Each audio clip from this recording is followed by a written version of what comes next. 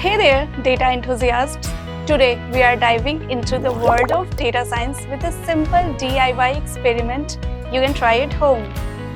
We are going to analyze your social media engagement using basic data science steps. Ready? Let's go!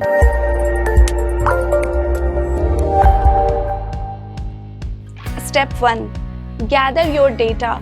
Open your favorite social media app and jot down the number of likes, comments, and shares on your recent posts. Step 2. Organize your data.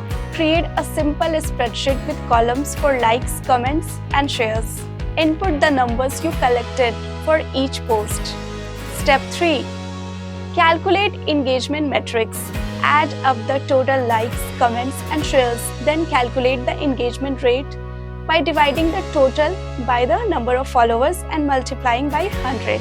Step 4. Visualize your data. Create a bar chart using any spreadsheet tool. Plot the engagement metrics to see which post performed the best. Step 5. Analyze the results. Look for patterns. Did a certain type of content get more engagement? Use this insight to improve your future posts. There you have it. It is a simple data science experiment right at home. Remember, data science is all about exploring patterns and making informed decisions.